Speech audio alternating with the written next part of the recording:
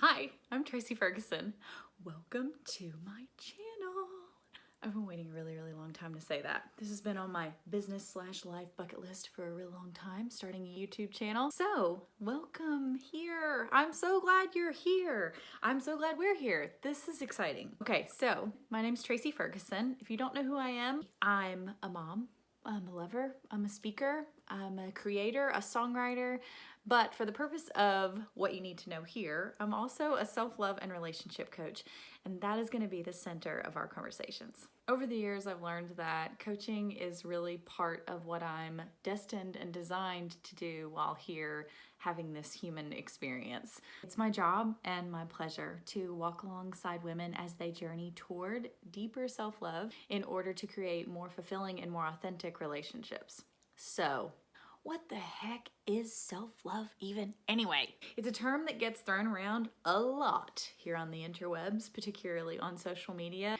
Really just everywhere. It's a buzzword of sorts right now. I get a little frustrated occasionally because what I find just operating in this sphere of personal development and spirituality and all the things is that self-love, like so many other things in our popular culture, has been somewhat reduced to a hashtag.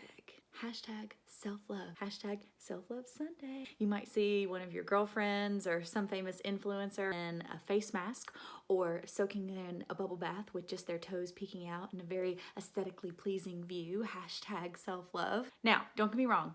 There's nothing wrong with any of those things. I love a good girls' night out or a sexy face mask or a relaxing bubble bath. But self-love, in my opinion, is not to be confused with self-care. Self-care is awesome, but unless it's motivated by a deep and sort of radical sense of self-love, then we're kind of missing the point. So let's talk about that. See, self-love, the way I've come to understand it and the way that I teach it, really boils down to one relatively simple, all-encompassing definition. Are you ready for it? Self-love is simply knowing who you are and making choices to honor that. Period. That's it. It's really not that complicated. While it's not that complicated, it does beg the question, who are you really? Thomas Merton said that we are spiritual beings having a temporary human experience, and I couldn't agree more. See, self-care is great, but self-love has to be rooted in something much bigger, something that we can always refer back to when considering what we deserve or what we need or what's ultimately the most loving choice for us. I'll tell you what you are. You are light. You are love. You are the love. You are so much bigger than anything that could ever possibly be defined by your human experience. You're not your wealth. You're not even really your health. You're not your kids and how perfect they are or what a great mother you are or all the things. These all make up your human experience. And don't get me wrong, they're important. They're what make us so fascinating as part of this planet. One of the most divine creations of the Creator. This is who we are. And our humanity is part of that. But at our core, we are love.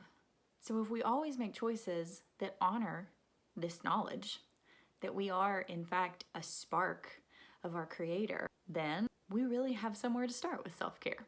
So you can call it whatever you'd like, and I'm not sure who will watch these videos and what various backgrounds they'll have and faiths and versions of spirituality, but the most important thing to know about self-love is that we have to agree that you come from something bigger than all of this, something brighter, something more powerful, something loving, a loving force, a loving source that is constantly loving you and on the lookout and orchestrating and aligning all things for your good. So if you've yet to hit the subscribe button at this point and you agree with everything I just said, go ahead and hit it now.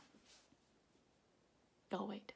Honestly though, this is the point. This is the crux. This is when we can truly make some choices that will benefit our lives in ways that we could have never imagined. And this is why self-love is so crucial to relationships, because if we make every choice based on the knowledge that we are love, that in us resides a spark of perfect divinity alongside our humanity, then not only will we start to attract people into our lives who reflect that, but what will happen is we will step into our authenticity to a degree that we've never imagined, and we'll call our partners forward to do the same.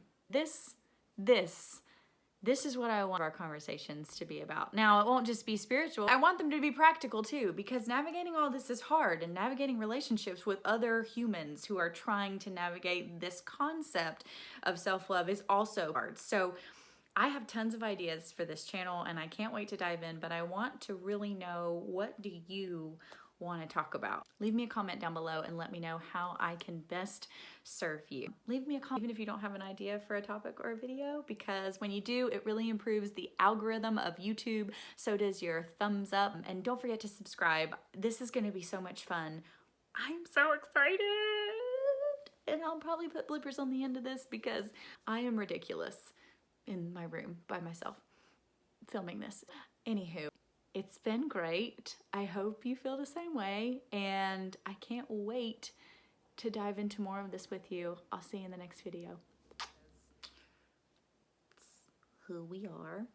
It's who I am. It's who you are. Do you hear my dog barking outside the window?